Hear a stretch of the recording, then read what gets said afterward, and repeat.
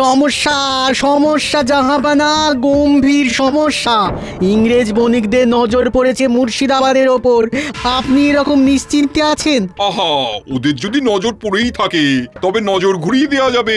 ইংরেজ বণিকেরা মুর্শিদাবাদে বাণিজ্য করার জন্য ঘাঁটি গাড়তে আসছে, আর আর আপনি তাদের এত সহজে সরিয়ে দেবেন বলছেন? আমার মগজে কত কি বুদ্ধি গজগজ করে সেটা কি তুমি জানো না?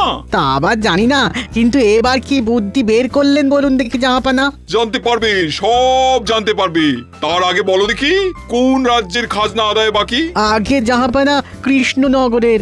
বটে, কিন্তু কারণটা কি? মহারাজ কৃষ্ণচন্দ্র নাকি প্রজা কল্যাণমুখী কাজে অর্থ ব্যয় করেন।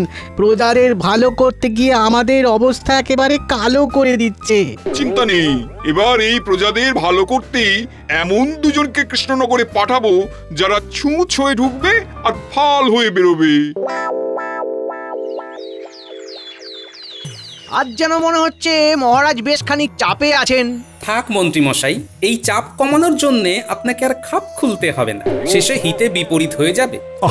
তোমরা থামবে এবার? ঠান্ডা মাথায় আমাকে একটু ভাবতে দাও দেখি। কিন্তু আপনার ভাবনার গতি প্রকৃতি তো আমরা কিছুতেই ঠাহর করতে পারছি না। কোন বাইরের শত্রুর আক্রমণ নাকি প্রজা অসন্তোষ মহারাজ? নবাব খবর পাঠিয়েছেন দুজন ইংরেজ বণিক এই এলো বলে।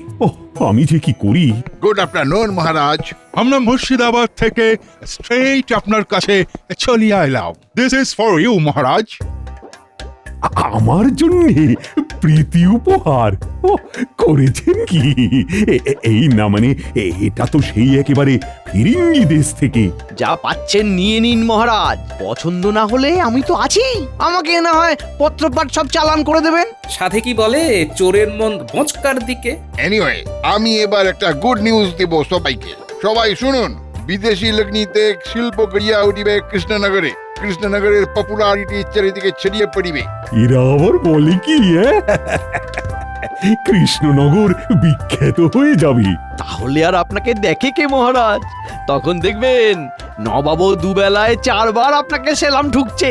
আমি কিন্তু সিঁদুরে মেঘ দেখতে পাচ্ছি মহারাজ।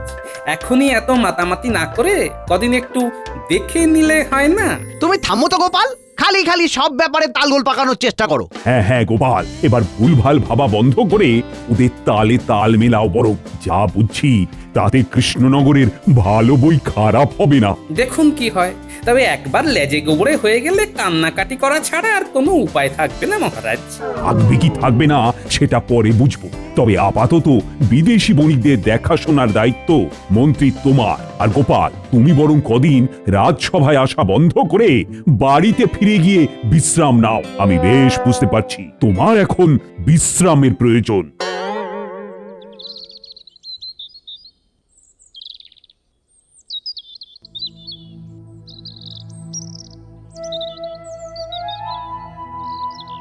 কই গো গিন্নি, কই দেখি কি রেধে বেড়ে রেখেছো, দাও দেখি।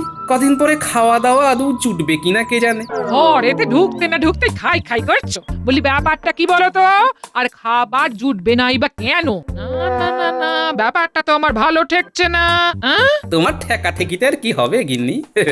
ওদিকে মহারাজের সঙ্গে যখন ঠোকাঠুকি লাগবে তখন দেখবে কি একটা কেলেঙ্কারি হয়। এই কি হয়েছে খুলে বলবে নাকি বলবে না? তোমার চোখ মুখ দেখে মনে হচ্ছে মহারাজের কাছে খুব ধমক খেয়ে এসেছো। এই ঠোকাঠুকির কথাই বলছো না কি বলো তো? আরে আমার কি হয়েছে সেটা বড় কথা নয় গিন্নি। কথা হলো মহারাজ বুঝতে পারছেন না।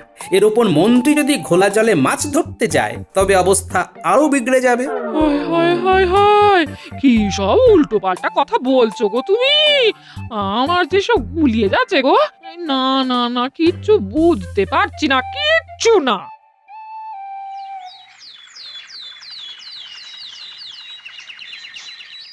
ইউ মন্ত্রী, তুমি আমাদের কৃষ্ণনগর ঘুরাইতে পারিবে? তুমি আমাদের হেল্প করিলে আমরা তোমাকে মোটা পুরস্কার দিব, মোহর দিব। এইটার এমন কি কাজ? আমি যখন আছি তখন গোটা কৃষ্ণনগর একেবারে ঘুরপাক খাইয়ে দেবো। কোনো চিন্তা করবেন না। ভেরি গুড, তুমি তো বহুত আচ্ছা আদমি আছো। তোমার মতো লোক থাকলে আমাদের কাজ করতে সুবিধা হবে। এবার তুমি আমাদের দেখাও তো কোন জমিতে 2 টাইমস মানে দুবার ফসল হয়, কোনখান থেকে ওই যোগাযোগ ব্যবস্থা ভালো আছে। দেখাবো তো, দেখাবো, সব দেখাবো। আরে আরে দেখ দেখ দেখ দেখ, সাহেব বাবুরা আমাদের গ্রামে এসেছেন। আমরা এখানে ব্যবসা করিতে চাই, কুড়ি বানাইবো, তোমাদের কাজ দিব। তোমরা আমাদের জমি দিবে আর আমরা তোমাদের মোহর দিব, ভালো ভালো খাবার দিব, জামা কাপড় দিব। বুঝাও মন্ত্রী, তুমি ওদের বুঝাও। সে কি আর ওরা বুঝতে পারছে না? সাহেবরা এখানে ব্যবসা করলে তোমরা লাভের মুখ দেখবে, এটা কি তোমাদের বুঝিয়ে দিতে হবে গো? না না না, সেটা তো আমরা ভালো মতোই বুঝতে পারছি। অল্প একটু জমি দিলেই অনেক অনেক মোহর আসবে। এই তো সাহেবরা জমি বাচ্ছে, আর তোমাদেরও ভালো দিন আসছে। বুঝাও বুঝাও, আরো ভালো করিয়া বুঝাও। তুমি ওদের বুঝাইবে আর আমরা তোমাকে উপযুক্ত ভাগ দিব। এসব কি হচ্ছে রে? মন্ত্রী মশাই তো সাহেবদের বগল দেবা করে ঘুরে বেড়াচ্ছে। শুধু ঘুরে বেড়াচ্ছে, তার সঙ্গে সঙ্গে তো জায়গা জমিও দেখাচ্ছে রে। আর যে কজন গ্রামবাসী জুটেছে তাদেরও কবজা করে ফেলেছে। চল চল, আর দেরি না করে এক্ষুনি গিয়ে দাদুকে খবরটা দি। না গিন্নি, এবার মনে হচ্ছে বসে থেকে থেকে হাড়ে দুব্বো ঘাস গজিয়ে যাবে। যেমন কর্ম তার তেমনি ফল। করো করো, আরো মহারাজের সঙ্গে কথা কাটাকাটি করো। আমি আবার কোথায় কি কাটলাম? আমি তো শুধু বিদেশি বণিকদের থেকে সাবধান করে দিচ্ছিলাম, আর তাতেই তো মহারাজ বিগড়ে গেলেন। বিদেশি বণিকরা আজ আছে কাল নেই, তাদের নিয়ে তোমারই বা এত মাথা ব্যথা কিসের শুনি? হ্যাঁ না গো দিদা, ওরা শুধু শুধু আসেনি, নিশ্চয়ই ভেতরে ভেতরে কিছু একটা করছে। হ্যাঁ, কথা শুনে আর দেখে যা বুঝলাম, তাতে মনে হলো ওরাও জমি খুঁজছে। মন্ত্রী মশাইও সবাইকে বোঝাচ্ছে। তোরা বলে কয়ে ওই বণিকদের একবার এদিকে নিয়ে আসতে পারলি না, তাহলে তো আমাদেরও কপাল খুলতো। কপাল খুলতো না পুড়তো, সে আর তুমি কি বুঝবে গিন্নি? না না, আমি আর কি বুঝবো? বোঝো তো খালি তুমি, বেশি বুঝে বুঝেই তো এই অবস্থা। কিন্তু আমরা এখন তাহলে কি করব? আপাতত আমাকে যেমন বললি তেমনি খবরটা বাবা আর গ্রামের বাকিদের দিয়ে গিয়ে জমি কেড়ে নেওয়ার খবরটা আগে ভালো করে ছড়িয়ে পড়া দরকার। খবর কি মন্ত্রী? মানে এই ইংরেজ বণিকদের যত্ন আপ্যায়ন সব ঠিক করে হচ্ছে তো? সে আর বলতে মহারাজ, আমি তো একেবারে ওদের ছায়া সঙ্গী হয়ে গেছি। ঘুরছি ফিরছি, ওদের যেমন যা দরকার সব খেয়াল রাখছি।